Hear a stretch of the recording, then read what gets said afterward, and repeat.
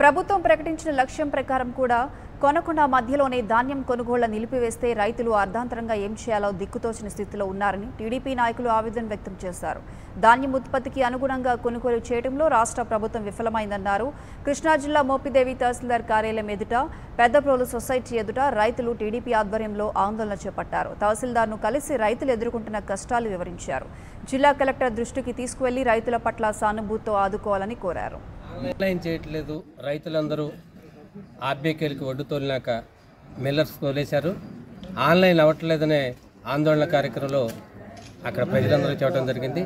దాంట్లో భాగంగానే ఆర్బీకేకి వెళ్ళి విషయం ఏంటని అడిగితే వాళ్ళు మేము 5,000 టన్నులకి టార్గెట్ పెట్టామండి, 2,500 టన్నులు తోలి ఆపేశారు, మళ్ళీ పర్మిషన్ ఇస్తానంటున్నారు, అది రాలేదు, అందుకని ఆన్లైన్లో అవ్వట్లేదని చెప్పడం జరిగింది.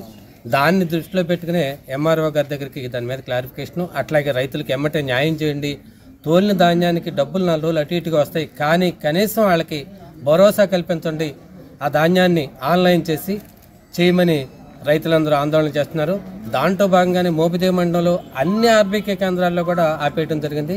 ఇప్పటి వరకు 50% తోలారు, ఇంకా 50% కుప్పలన్నీ కూడా చాలాలోనే రైతుల దగ్గర ఉన్నాయి. కాబట్టి మీరు ప్రతి ఆర్బీ కేంద్రంలోనూ ఎంత ధాన్యం ఈ మండలంలో ప్రొవైడ్ అవుతుంది, రైతుల దగ్గర నుంచి ఎంత పండిస్తున్నారు అనేది ఉన్నాయి.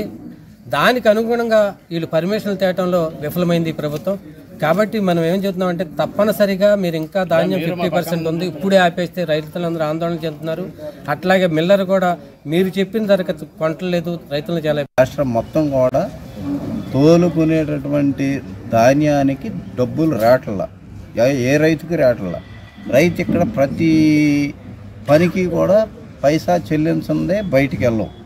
ట్రాన్స్పోర్టు కాటాలు మొత్తం రైతువే భరించాల్సి వస్తుంది.